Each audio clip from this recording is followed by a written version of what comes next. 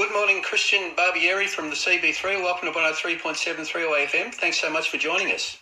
Oh, thanks so much for having me, Anton. Oh, our pleasure, mate. Look, the CB3's new EP, Bunny Hop, was released last week. Congratulations. What a great record. Thanks so much. Yeah, it's exciting to have it out, after, I guess, what's been a troublesome couple of years. It's really good to have it out there and kind of feel like things are coming back.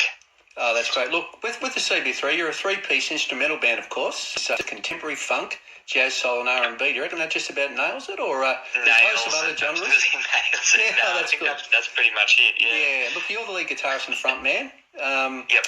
And Caleb plays the bass and Chris is the drummer. So can you tell us a little bit about the band, how you sort of, what your backgrounds are, how you all came together to form the CB3? Absolutely. So, look, Chris and Caleb have been playing together since they were teenagers. They kind of have known each other for a very, very, very long time, longer than I've known them. And it must have been about probably looking at over 10 years ago now, 10, 12 years ago, we were working on a separate project together, which was a 5-piece, which also had included Keith Payne as singer. Right. And it was an original band that we did a bunch of gigs, and then for various reasons the band kind of, just defunct, and one guy moved overseas, one guy kind of decided to move away from music a bit. So that ended, but, my desire and my passion for music hadn't ceased, and I had always wanted to do this instrumental project. Even when I was a teenager, I had fallen in love with lots of instrumental music. Right. The likes of George Benson, some of his earlier instrumental stuff from the 70s, the groove stuff, and even a lot of hip-hop music. I find what I gravitated towards was the groove and the music rather than the lyrics. Right, I really loved that. Yeah, and, listened to lots of jazz records. So that, that has been there for a very long time. And I guess when the band, this 5-piece band, which was called Sweeps, when that kind of, just when we ended things there, it felt like a good opportunity for me to create this instrumental project. Right. Fantastic. I had the time and the space, to create it, and also I felt finally comfortable with my own abilities on the instrument to lead and to be able to front a band like that. It took me a long time to kind of get there. Right. So then it kind of made sense that the three of us had put in all these hours in this other band, and it was similar music. It was groove based stuff with Sweeps. So it kind of made sense to have the three of us continue building our voice and our identity in this instrumental band. Great stuff. Look, it works wonderfully well for you. The stories you tell in your music unfold beautifully. So I think it's been really worked well for you. So no sort of... thanks so much. Yeah, so the plans, because as you say, I read somewhere where you're sort of saying you really think the band found your feet on this EP, on Bunny Hop. Yeah. So obviously a lot of work's gone into sort of, getting that sound that you're after. Yeah, that's right. And, I think we all had an idea of the sound that we were after from when we were developing this band, but and also a big part of capturing our sound is getting the right engineer. So that was a big piece of the puzzle for us for this EP. We got Ivan Kachoyan, who you might know as the drummer from Cooking on Three Burners, and I grew up watching him, like in other bands like True Live and the Ra Project. He's involved in so many bands that I used to love as a 20-year-old. Yeah. And so it was just awesome to, we've become mates, and it was great to have him on board, and he really understood the project like from day one, and we talked about what we wanted each song to sound like and had some references, and he just nailed it. He absolutely nailed it. Fantastic. And he's just a joy to work with. So that was a big piece of also capturing the right sound. Yep.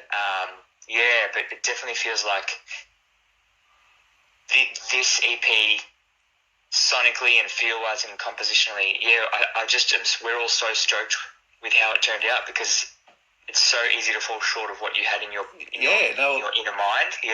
Fantastic. So I'm guessing probably maybe the next record you'll have the same sound engineer. That's probably Well, you know what?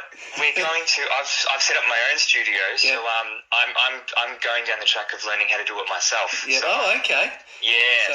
So that might be the next thing. Yeah. No. Fantastic. Look, with the EP itself. Now, the title track of the EP, Bunny Hop. Wow. How good! It's fantastic stuff. Can you tell us a little bit about the track? Yeah, I can. This one kind of fell out of my fingers after. So another, an instrumental record that I really love. It's called Star People, and it's by Miles Davis. Right. And it's the it's the era of Miles Davis that a lot of people turned away from him at the time. It was the '80s era where he kind of went weird and wacky. But I wasn't you like that album at the time, but I love that album. It's one of my favorites. It always has been. I remember as a teenager hearing that. I love it. And there's this song on it called UNI. It's right. Like the letters. It's just you and I. Yeah. And it's got It's a similar tempo and a similar kind of chord progression, and I used to listen to that so many times that one day I sat down on the guitar and kind of the main section of Bunny Hop, the first section we hear, it just fell out of my fingers, and it's a bit of a quirky number, which is kind of an ode to that Miles era, I guess. Yeah, for great us. stuff. And then it changes a little bit as we go through the song, but the core of it has come from that Miles Davis track. Fantastic, and the fact that it fell out of your fingers, I mean, that's always a good thing, isn't it? That makes it pretty. Rather than sitting around scratching your head, but that's exactly. Look, it's a fantastic track. Look, I've got to tell you that I jumped on YouTube a few days ago to check out what you guys were doing recently, and discovered a live version of Bunny Hop, which had just been uploaded that day. Bunny Hop live in the bedroom studio, it's called. Yeah. What a great clip. It really does provide a taste. I'm talking about. Yeah, it really does provide a taste of what you guys are like live. It's terrific stuff. Yeah, awesome. Thanks. Yeah, we thought it's good to have some live footage so people kind of know what it looks like live as opposed to recorded. Yeah, well, look at the third single from the EP, Teacups and Candy, which just came out recently as well, of course. That's another favourite of mine. That wonderful violinist Zandy Kolak features on the number, of course. Yes, I absolutely love it. Can you tell us a little bit about that track too? Yeah, I can. So I guess with instrumental music, for me, I find it less. I find it harder to write about things like, include stories like loss of love or whatever it may, heartbreak, and I take inspiration from other music basically. Right. I find inspiration from music. So this one was inspired by Charlie and the Chocolate Factory. Right. Yeah, so Willy Wonka sings a song called Pure Imagination. Yep. And again, that's just a melody and a song that is always stuck in my head.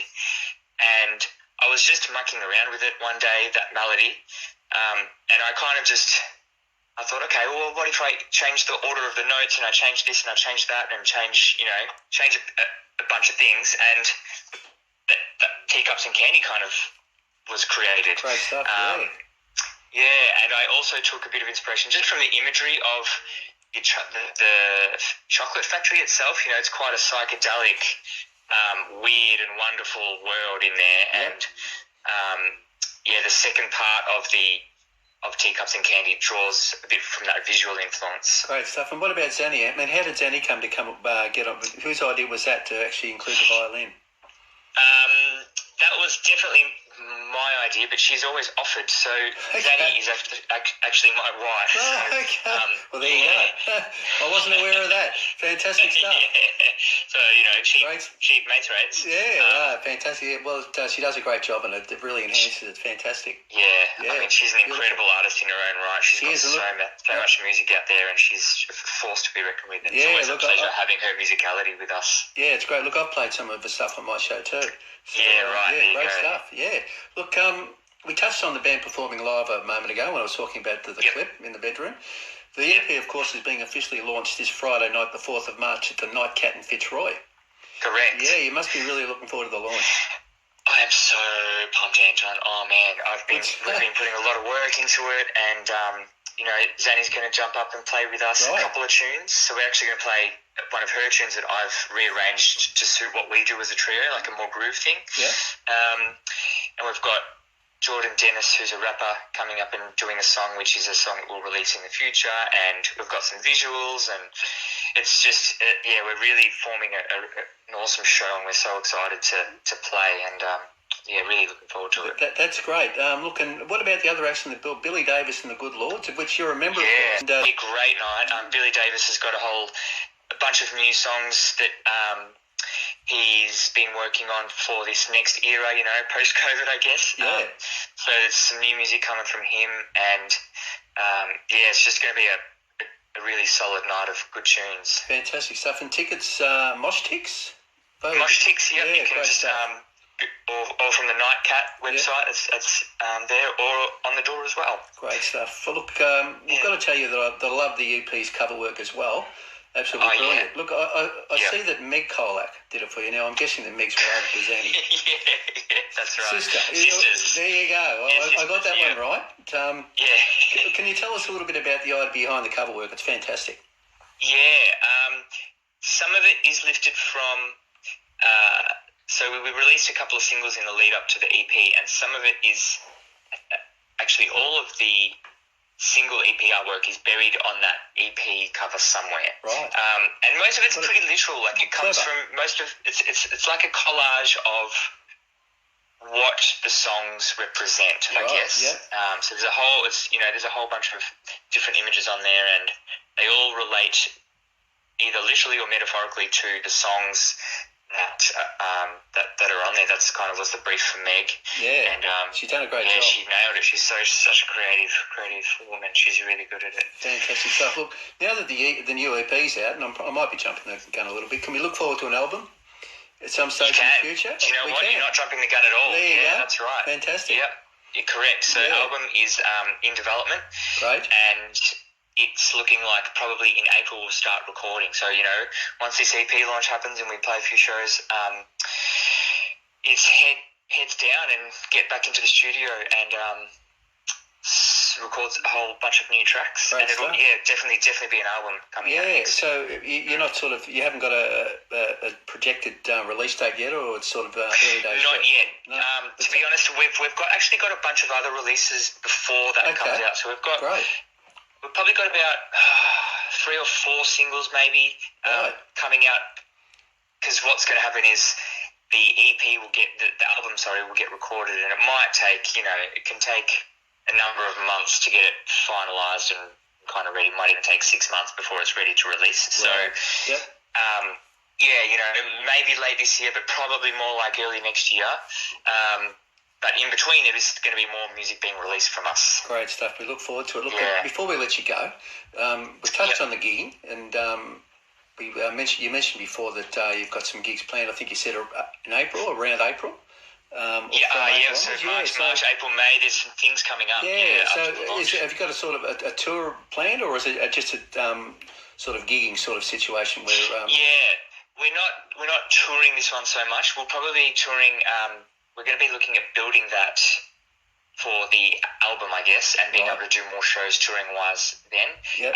But we do have some more local shows around Melbourne. So, start with coming to the Nightcat on Friday night, and more will be announced after that, basically. Great stuff. Shows to come. We look forward to it. Fantastic. Look, thanks so much, Christian, for joining us today. Thanks so much for having me. Yeah, it's an absolute pleasure, mate. Good luck with the wonderful EP. Thank you. The launch on Friday.